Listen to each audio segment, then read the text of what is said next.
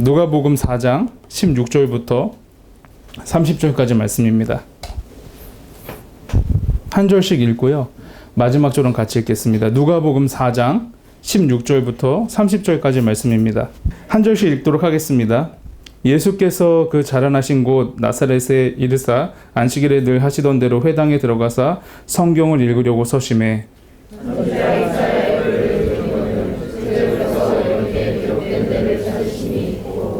주의 성령이 내게 임하셨으니 이는 가난한 자에게 복음을 전하게 하시려고 내게 기름을 부으시고 나를 보내사 포로된 자에게 자유를 눈먼 자에게 다시 보게 함을 전파하며 눌린 자를 자유롭게 하고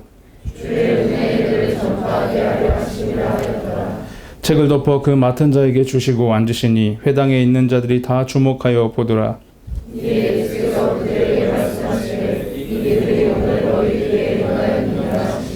그들이 다 그를 증언하고 그 입으로 나오는 바 은혜로운 말을 놀랍게 여겨 이르되 이 사람이 요셉의 아들이 아니냐.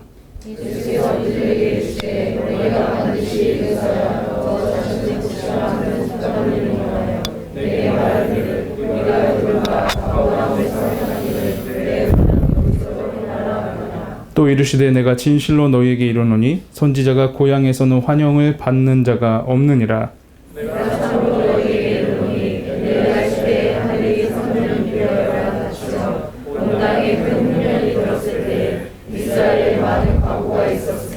엘리야가 그중 한 사람에게도 보내심을 받지 않고 오직 시돈 땅에 있는 사렙다의 한 과부에게 뿐이었으며 또 선지자 엘리사에게 이스라엘에 많은 나병한 자가 있었으되 그 중에 한 사람도 깨끗함을 얻지 못하고 오직 스리야 사람 나아만 뿐이었느니라. 회당에 있는 자들이 이것을 듣고 다 크게 화가 나서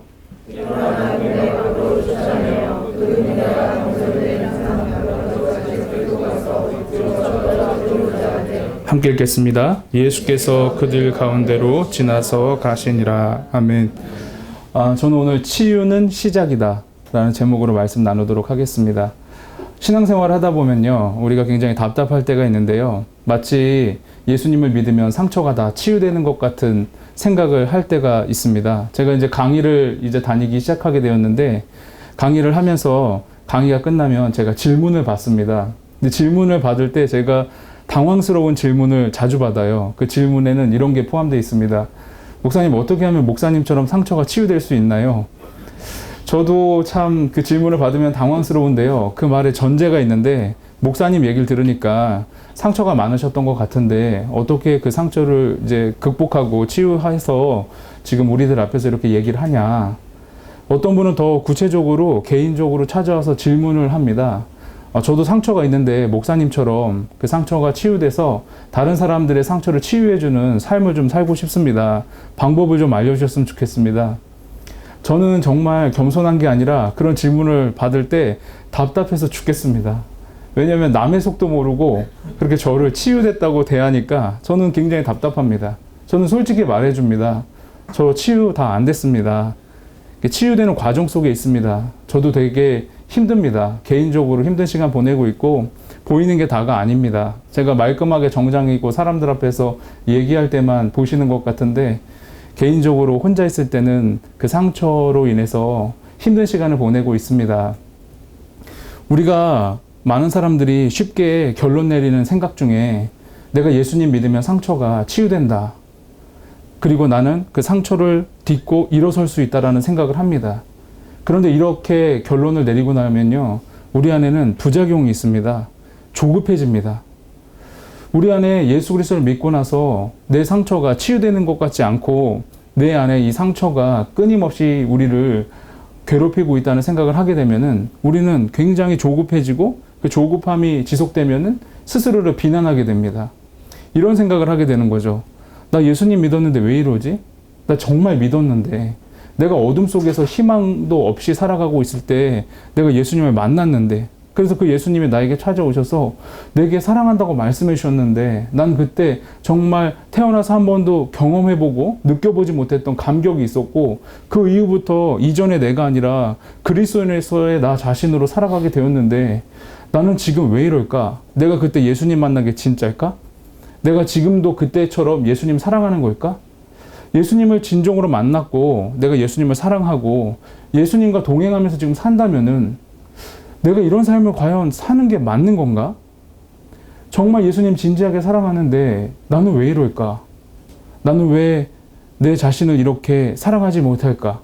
내 가정은 왜 이렇게 생각대로 행복할 수 없는 걸까? 내 미래와 내 진로는 얼마나 이렇게 무서울 수밖에 없는 걸까? 여러분, 우리 안에는 그런 그리스도를 만남으로 인해서 놀라운 감격이 있었던 것이 분명합니다. 그렇기 때문에 우리는 포기하지 않고 이 자리에서 예수님을 사랑하기 때문에 예배하고 있는 것이죠. 그러나 문제는 예수 그리스도를 내가 만난 것, 예수 그리스도를 처음 만난 것, 이것은 치유의 종결이 아니라 치유의 시작이라는 것입니다. 내가 그리스도를 만난 것은 진짜입니다. 진정으로 예수님을 만난 것입니다. 그러나 예수님을 만나서 우리 안에 상처가 완치된 것이 아닙니다. 그리스도를 만남으로 우리에게 치유의 삶이 시작된 것이죠. 아, 그렇구나. 내 안에 예수 그리스도의 사역이 시작됐구나.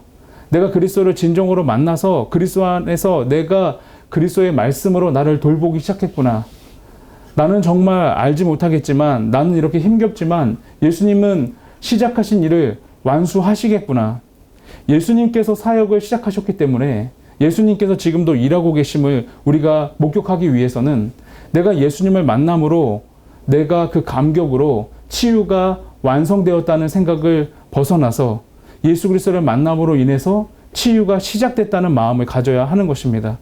그래서 매일 아침 눈을 뜨면 우리는 그리스도 안에서 우리를 십자가에 못 박고 예수 그리스도의 부활과 동시에 우리의 삶을 새롭게 시작해야 하는 것입니다.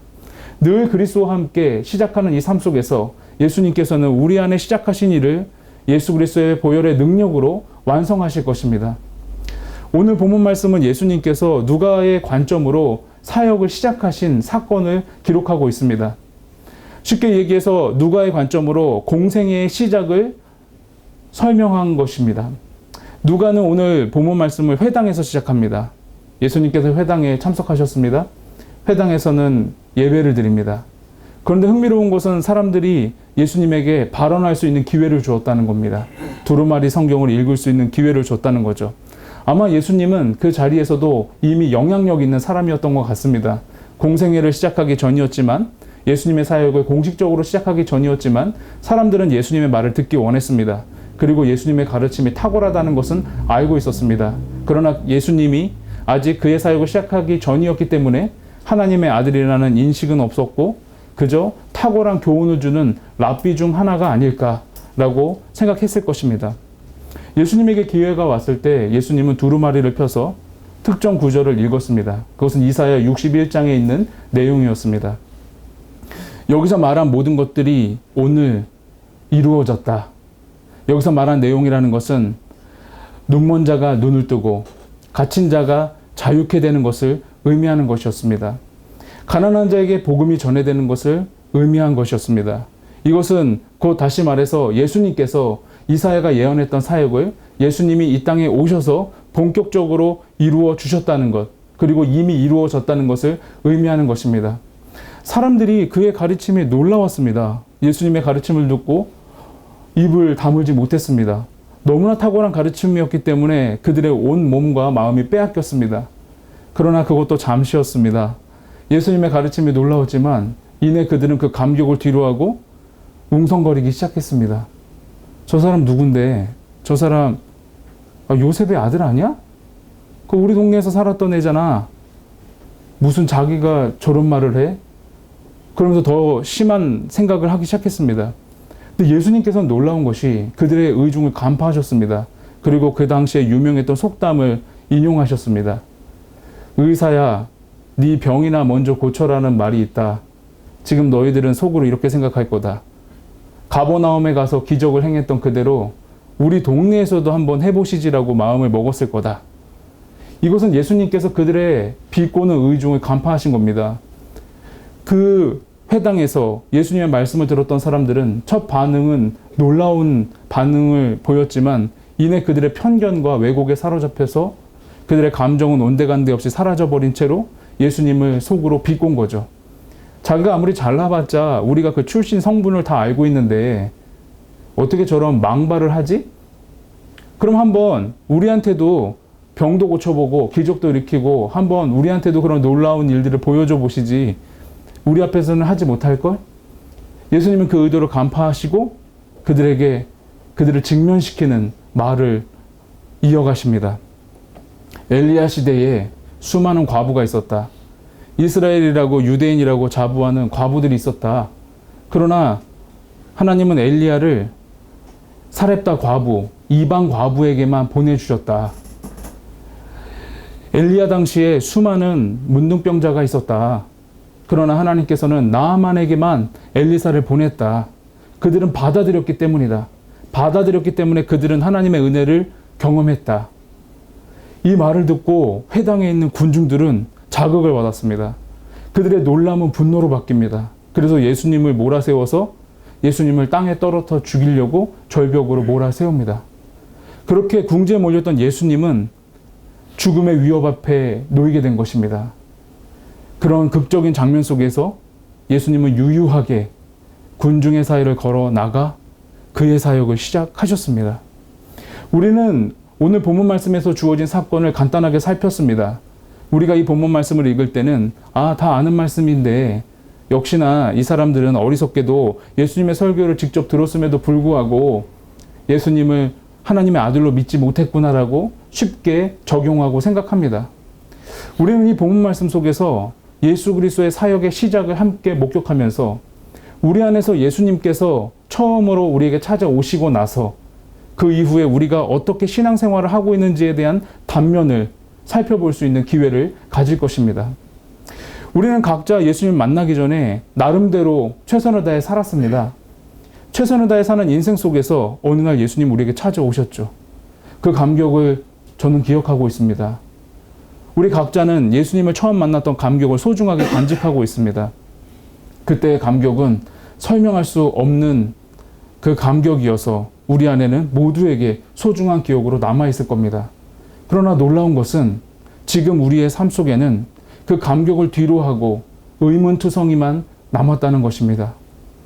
나 예수님을 이렇게 만났을 때 너무나 놀라웠고 그 예수님의 따뜻한 사랑에 내가 큰 감동을 했는데 우리는 지금 예수님에게 질문하는 겁니다.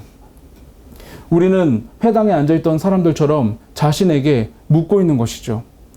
우리는 누가복음을 이미 받아들이고 믿었기 때문에 회당에 앉아있는 사람들처럼 예수님이 사람인지 하나님의 아들인지 혼란스러워하진 않습니다. 예수님이 요셉의 아들인 동시에 하나님의 아들이라는 걸 우리는 믿고 본문을 봅니다. 그렇기 때문에 회당에 있는 사람들이 어리석게 보일 수 있습니다. 그러나 여러분, 우리가 신앙생활 하다 보면 놀랍게도 너무나 단순하게도 하나님은 하나님이라고 생각하는 경향이 생겨버립니다. 우리는 예수님이 사람이라고 믿지 않습니다. 완전한 사람인 동시에 완전한 하나님이라고 믿죠. 그러나 우리 안에는 지금 물과 기름이 나뉘듯이 하나님은 하나님이지 뭐, 그리고 나는 나지 뭐. 익명의 하나님으로, 나와 굉장히 거리가 먼 하나님으로 우리는 그 관계 설정을 쉽게 해버립니다. 그래서 오히려 예수님에게 요셉의 아들 아니냐라고 질문하는 것이 아니라 우리 자신에게 질문해버리는 거죠. 네가 아무리 예수님 믿으면 뭐하냐? 네가 뭘 하겠냐? 너가 어떻게 컸는데? 너의 부모가 어떤 사람인데? 너 한 번도 따뜻한 정서적인 안정감을 느끼지 못하고 살았는데 네가 뭘 하겠냐? 하나님은 살아계십니다. 예수 그리스도 하나님의 아들입니다. 그러나 우리는 그 예수 그리스도 앞에서 스스로에게 말하는 거죠. 그래, 예수님 하나님의 아들이지. 근데 내가 뭘 하겠냐? 내가 바뀔 사람이겠냐? 내가 한번 은혜 받고 새롭게 도전해봤는데 또 무너졌는데 이런 내가 앞으로 뭘 하겠냐? 하나님의 은혜가 아무리 커도 내가 이거 끊어내겠냐? 내가 이 반복적으로 실패하는 거에서 내가 일어설 수 있겠냐? 내 상처 이거 치유되겠냐? 근본적인 결핍이 어떻게 내가 성경 공부한다고 되겠냐? 내가 주일 예배 드리고 봉사한다고 어떻게 내가 이게 완치가 되겠냐? 근원적인 결핍인데 태어날 때부터 왜곡이 일어나서 이렇게 살았는데 내가 어떻게 이걸 일어서서 극복할 수 있겠냐? 그럴 수 있었다면 내가 여기까지 왔겠냐? 그래서 우리는 살아계신 예수 그리스도의 말씀을 듣고도 예수님은 예수님이고 예수 그리스도의 능력은 예수 그리스도의 능력이고 그러나 나는 나고라는 공식을 보이지 않게 갖고 있습니다. 그래서 아무리 말씀의 능력이 뛰어나고 하나님의 은혜의 자리에 가도 그래서 내가 변화의 조짐을 느끼고 내가 무언가 조그만 성장이 일어나는 것 같아도 우리는 우리를 비웃으며 말합니다. 니까짓 게 뭘 하겠냐. 너는 달라질 수 없어. 너는 그 자리에 그대로야. 너의 삶의 환경을 내가 알고 있는데 네가 그런 일을 극복하고 일어설 수 있는 사람이 아니야. 그 앞에서 우리는 무너집니다. 무너져요. 잘 은혜 받고 사는 삶이 내가 반복되는 실수, 반복되는 습관 때문에 하루아침에 무너져서 우리 스스로를 비난하는 일들이 반복됩니다. 이 과정 속에서 더욱 심각한 편견과 왜곡은 회당에 있던 군중들처럼 그 마음속에 조용히 예수님을 비꼬는 마음을 갖는다는 것입니다. 예수님, 나는 이런데 예수님, 저 사람은 치유가 되네요. 와, 나는 이 말씀 들었는데 은혜가 안 되는데 저 사람 은혜가 되네요. 내 가정은 이런데 저 사람 나보다 더 상처 많은 가정이고 이혼한다고 막 그랬었는데 회복이 되네요. 그래서 지금 행복하게 사네요. 저한테도 한번 해보시죠. 왜 저한테는 그렇게 안 하시나요? 저는 지금 이 육체적인 질병이 10년 동안 기도했는데 안 낫는데요. 와, 근데 저 사람은 기도하니까 낫네요. 왜요, 예수님? 저한테는 왜 안 해주세요? 저한테도 해보시죠. 저도 11조하고, 저도 봉사하고, 저도 예배드리고 다 하는데 왜 저는 안 됩니까? 저는 왜 저한테 이런 능력 안 행하세요? 해보세요. 왜 가버나움에 가서는 사람도 고치고, 죽은 사람도 살리고, 병자도 고치고 하더니 왜 나사렛에서는 못 하십니까? 왜 우리 앞에서는 안 하십니까? 왜 다른 사람은 다 도와주고 제가 읽을 때마다 기적을 듣고 간증을 들으면 하나님을 만나고 하나님의 음성 들었다는데 왜 저한테는 한마디도 말 안 하십니까? 왜 저한테는 얘기조차 안 해주십니까? 제가 어떻게 해야 됩니까? 뭘 더 잘하면 해주시겠습니까? 여기서도 한번 해보시죠, 예수님. 저한테도 한번 그런 은혜 줘보시죠. 왜 저는 맨날 이 모양 이 꼴이고 달라지지 않는 겁니까?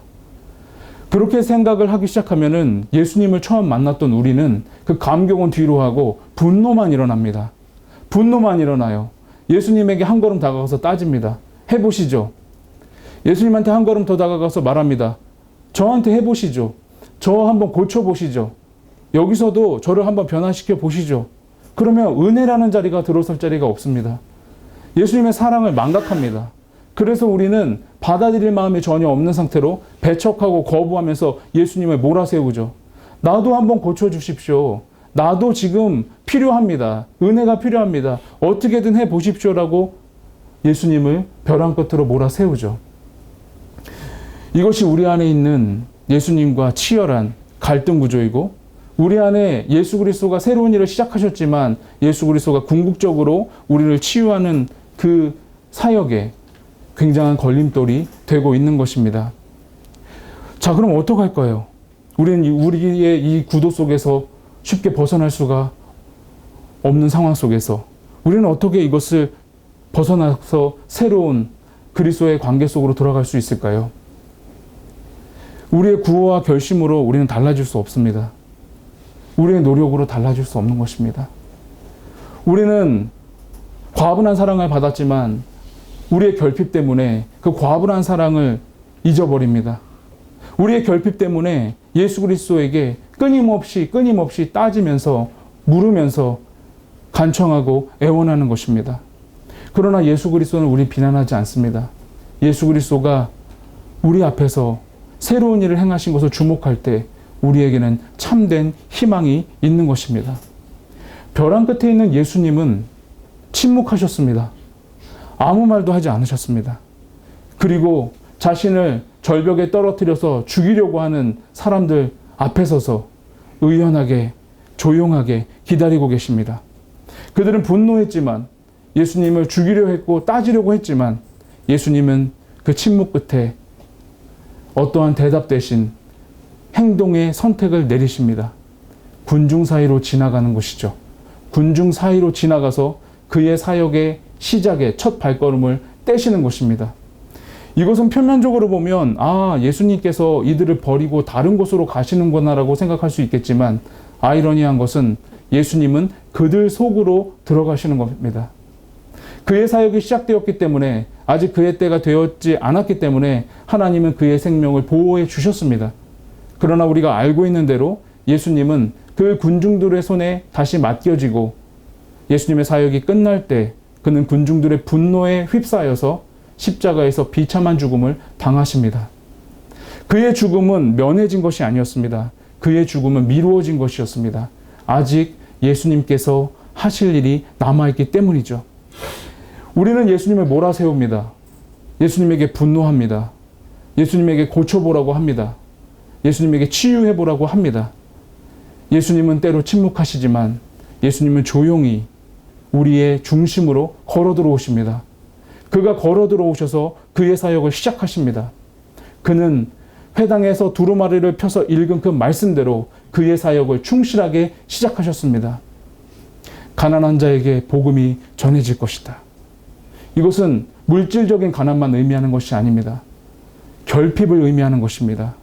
그 안에 결핍이 있는 자들, 그 안에 아무리 노력해도 채워지지 않는 근원적인 결핍으로 고통받는 자들, 그들에게 예수 그리스도가 복음을 전해주실 겁니다. 갇힌 자에게 자유를 선포할 것입니다. 그리스도를 믿지만 그 안에 죄책감에서 벗어나지 못하는 하나님의 자녀에게 예수 그리스도의 복음이 선포되는 순간 그 묶인 것에서 자유케 되는 것입니다. 눈먼 자가 다시 보게 될 것입니다.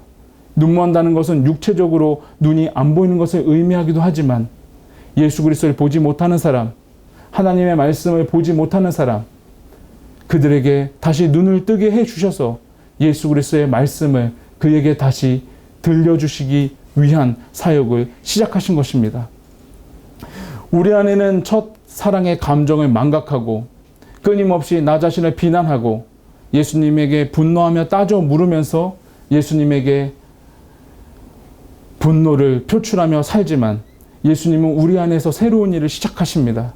우리 속으로 걸어오셔서 그 사역의 시작을 펼쳐 나가시는 것입니다. 예수 그리스도가 치유를 시작하실 때 그 안에 참된 소망이 있음을 우리가 믿습니다. 그리스도가 우리 안에 새로운 일을 시작하실 때 우리 안에 변화된 삶이 시작된다고 믿습니다. 치유는 시작입니다. 그리스도와 첫 만난다는 것은 치유의 종결이 아니라 치유의 시작임을 기억할 때 우리는 신앙생활의 새로운 국면으로 들어갈 수 있다는 것입니다. 저는 요즘에 제 인생에 큰 변화들을 느끼면서 삽니다. 저의 부족함을 아시고 하나님께서 돕는 자들을 보내셨는데 가장 돕는 손길 중에 가장 소중한 손길은 하나님께서 규장과 갓피프를 만나게 하신 겁니다. 저는 저를 압니다. 자격이 없다는 걸 압니다. 지금도 그 생각을 하면은 참 가슴이 먹먹해집니다. 제가 사람한테 감사한다면 여러분 한 분 한 분의 손을 잡고 절을 해도 모자랄 판입니다. 그러나 그 은혜를 갚을 길이 없다는 걸 압니다.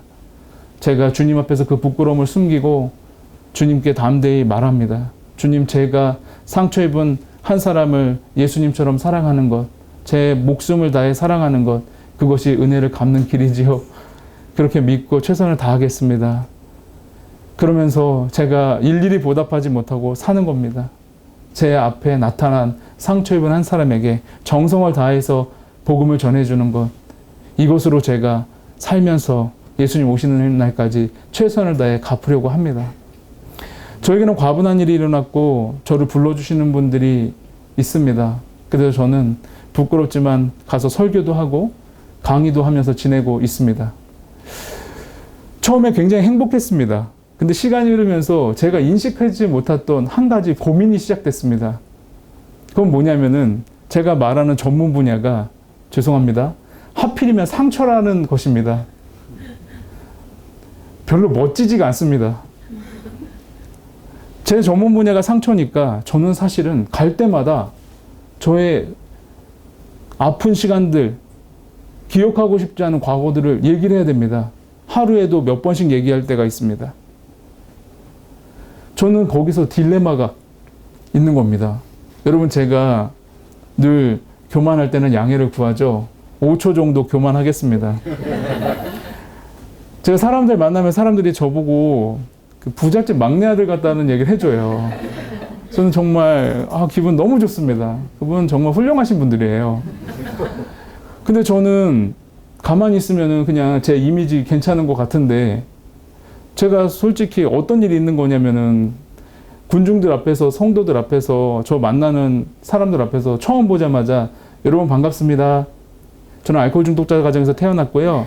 아동학대를 보면서 컸습니다. 그래서 지금 여러분 반갑습니다. 저는 엉망진창입니다. 이렇게 얘기를 하고 시작하는 거잖아요. 저는 제 과거와 제 상처받은 시간들에 대해서 목회하는 12년 동안 몇 번 얘기 안 했습니다. 이거를 굳이 왜 얘기를 할 수 있겠습니까? 기회도 없어요. 시간도 짧아요. 그냥 정해진 본문 주어지면 설교했습니다. 특별히 수련회 강사로 교회 내에서 부탁을 받으면 시간적인 여유가 있으니까 좀 얘기를 하죠. 내적 치유 수련회 강사 같은 거 한번 들어오면 교회 내에서 한 번씩 합니다. 그래서 헤아려 보니까 5번 안 넘어요. 12년 동안. 근데 지금은 어떻게 된 거냐면 갈 때마다 말합니다. 갈 때마다 말해요. 여러분 반갑습니다. 반갑습니다. 저는 알코올 중독자 가정에서 태어났고요. 아동학대를 받고 컸고요. 엉망진창입니다. 좋은 아빠도 아니고 좋은 남편도 아닙니다. 이거를 계속 말하니까 이 정서적인 탈진이 오는 거예요. 몰랐는데. 그러니까 정말로 그 안에 강의 한번 끝날 때마다 저는 괴로워집니다. 저 하나님한테 그래서 따졌어요. 하나님, 저도 좀 멋진 전문 분야를 주셨으면 폼이 날 텐데. 리더십 얼마나 좋아요. 리더십 딱 얘기하면 그 사람이 딱 리더로 보이잖아요. 저는 강의하고 나면 제가 만신창이로 보여요. 아니 뭐 신학 전공하신 분들 막 신학적인 얘기 해주면 얼마나 멋져요. 여러분 이게 그런 거예요. 이 성경 그냥 보셨죠? 이런 의미가 있어요. 그럼 사람들이 막 그랬구나, 막 깨달았구나. 근데 저는 강의 끝나고 나면 쟤 어떡해, 불쌍해, 저 어떻게 살아가, 이러고 있어요. 그래서 제가 불만이 나름대로 있죠. 그래서 제가 하나님한테, 하나님 저 바꿔주세요. 전문 분야 상처 말고 딴 거 없어요? 복에 겨웠죠. 저 이제 뭐 사람들이 그래도 제 얘기 들어준다고 하는 게 얼마나 감사해요. 근데 저 입장에서는 복에 겨워가지고 교만하게 불평불만 하는 거예요. 하나님 이거 언제까지 제가 하나요? 저 이거 계속 말하는 거 힘들어요. 녹음해서 틀게요 그냥. 이거 어떻게 언제까지 말하나요? 저 괴롭습니다. 이렇게 따지고 있는데 정서적인 에너지가 막 고갈이 되는 거예요. 근데 어느 날 제가 이제 지방에 KTX를 타고 가서 강의를 끝내고 아주 늦은 시간에, 자정이 넘은 시간에 KTX를 타고 집에 돌아오고 있었어요. 근데 정서적인 에너지가, 정서적인 힘이 고갈되고 정서적인 탈진들이 이제 조금씩 온 것 같은데 제가 인식을 못한 상태에서 육체적인 피곤함이 더해지니까 KTX 그 밤에 유리창으로 저를 봤어요. 근데 그냥 기분 좋게 봐도 별로 기분이 좋은 상황이 아닌데, 지금 그런 상태에서 마음도 그렇고 몸도 피곤하고 딱 유리창에 비친 모습을 딱 보니까 저 스스로 제가 저한테 저도 모르게 물어봤어요. 유비야, 너 네가 원하는 삶이 이게 맞니? 너 정말 네가 원하는 삶을 산다고 생각할 수 있니? 그러니까 갑자기 기분이 다운이 되면서 이게 내가 원했던 인생이 맞나? 언제까지 이렇게 살 수 있을까? 이러면서 혼자 너무 우울해진 거예요. 근데 여러분 제가 두 번째 책 제목 아시죠? 이제 자신을 돌볼 시간입니다. 여러분 정말 성령의 공동체예요. 저는 제목을 그렇게 생각을 못 하는데 들어도 은혜가 되는 거예요. 근데 그 제목을 여러분들이 주셨고 저도 그 얘기 들으면서 은혜가 너무 넘치는데 그 책의 저자가 자기를 못 돌보고 있어요. 이제 망한 시간입니다. 이렇게 된 거예요, 저는. 그러니까 되게 부끄러운 거예요. 이제 자신을 돌볼 시간입니다. 얼마나 멋있는 말이에요. 근데 저는 물어보는 거예요, 저한테. 너는 너를 잘 돌보고 있니? 유비야, 너 이렇게 책 한 장 넘겨보면 민망하게 다 치유된 사람처럼 웃고 있잖아. 너 잘 돌보고 있니? 너 사람들 앞에서 돌보자고 말하고 지금 돌아가는 거잖아, 집으로. 너 정말 널 잘 돌보고 있니? 너무 화가 나는 거예요. 막 너무 속상하고. 그래서 하나님한테 단둘이 있을 때 엄청 서운했어요. 그래서 막 말했어요. 제가 막 얘기하면 사실 누가 들으면 진짜 교만 방자하지 않아요? 왜냐하면 정말로 제가 그런 말할 사람이 아니잖아요. 그런 말을 하면 안 되잖아요. 왜냐하면 지금 저에게 있는 것들은 과분한 거잖아요. 근데 저는 안 그랬어요. 너무 속상했어요. 그래서 하나님한테 이거 도대체 저한테 왜 이러시냐고 제가 물어본 거죠. 저는 그럴 때마다 느끼는 건요. 그리스도가 제 안에 살며시 들어오시면서 제가 살아나는 겁니다. 제가 언제 철들겠습니까? 제가 언제 성숙해져요? 제가 언제 정말 그리스도인으로서 빛과 소금의 삶을 언제 살겠습니까? 저는 솔직히 말하면 저 하나 감당하기가 힘들어요. 저 되게 괴롭습니다. 하지만 제가 소망을 잃어버리지 않는 것은 제가 예수님에게 어떻게 불평을 하고 불만을 하든지 제 편견과 제 왜곡에 사로잡혀서 예수님을 어떻게 몰아세우든지 예수님은 따뜻한 사랑의 눈빛으로 저를 보세요. 그리고 저에게 걸어들어 오세요. 제 마음의 중심에 들어오세요. 그럼 저는 그 사랑에 압도돼서 군말 없이 며칠 지내는 것입니다. 군말 없이 그의 품에 안겨서 사랑받고 제 마음을 돌보는 것입니다. 제가 언제 예수님께 마음에 쏙 드는 사람 되겠습니까? 언제 하나님이 저 보면서 유비야 드디어 철들었구나. 너 마음에 쏙 든다. 언제 그러시겠습니까? 그럴 수가 없어요. 저를 보면은. 저는 저를 데리고 사는 것도 한심한데 예수님이 저를 보면은 더 이상 말하지 않겠습니다. 그러나 우리가 예수님과 어떤 관계성 속에서 어떠한 분노를 표현하든지 어떤 서운함을 표현하든지 심지어 예수님을 어떤 방식으로 몰아세우든지 예수님은 우리 마음의 중심으로 걸어 들어오십니다. 그렇게 예수님께서 우리 가운데 들어오시는 것이 우리의 소망인 것이지 우리가 스스로 자신의 상처를 우리가 스스로 자신의 결함을 해결해 나가는 것이 복음의 삶이 아니라는 것입니다. 치유는 종결이 아닙니다. 치유는 매일매일이 새로운 시작입니다. 아침에 눈을 뜨면 우리는 예수 그리스도가 우리 안에서 새로운 사역을 시작하시는 것을 믿어야 합니다. 아침이 되면 우리는 어제의 우리가 아닌 것입니다.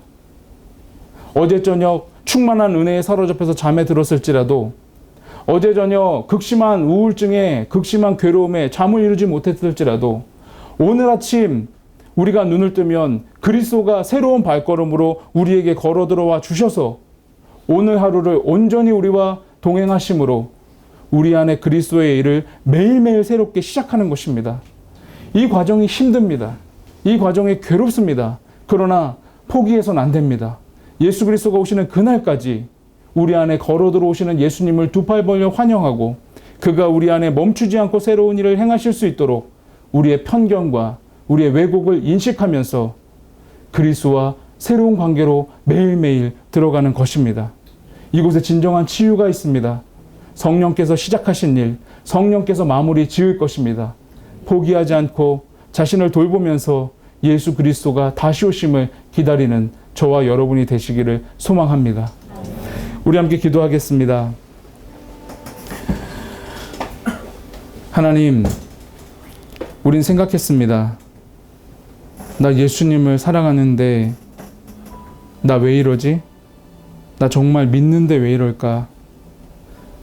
나 예수님 만날 때 내 과거를 뒤로 하고 새 출발했는데 왜 이럴까? 받은 거 헤아려 보면 감격하는데 받은 거 헤아려 보면 하나님 살아계신 거 믿어지는데 지금 나를 보면 너무 답답하고 지금 나를 보면 너무 서운하고 지금 나를 보면 의심되고 지금 나를 보면 포기하고 싶고 그래서 우리는 입을 열면 감사보다 나 왜 이래요 주님? 저 언제까지 이래야 돼요? 다른 사람 보세요. 다른 사람 잘 살잖아요. 근데 난 왜 이래요? 자책하고 예수님 비난하면서 우리는 괴로운 심정 붙들고 버티고 견디며 시간을 보내고 있습니다. 주님, 비록 우리의 편견과 이 왜곡 때문에, 이 교만함 때문에 주님을 몰아세우고 있을지라도 주님, 우리 안으로 들어와 주십시오. 승산 없는 우리에게 들어와 주십시오. 죄 많은 우리에게 들어와 주십시오. 은혜를 망각한 우리에게 들어와 주십시오. 주님, 이제 시작하셨습니다. 이제 십자가를 향한 발걸음을 떼셨습니다. 들어오셔서 우리의 닫힌 눈을 열어 주시옵소서. 우리의 결핍을 채워 주시옵소서. 우리의 짓눌림을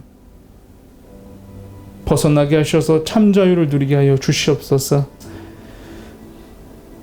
주님이 시작하신 일, 주님이 마치는 그날까지 우리도 주님과 함께 포기하지 않고 걷길 원합니다. 우리를 잘 돌봐 주십시오. 우리를 사랑해 주십시오. 매일 아침 주님과 동행하는 은혜의 삶을 열어 주십시오. 이 모든 말씀 우리 주 예수님의 이름으로 기도했습니다. 아멘.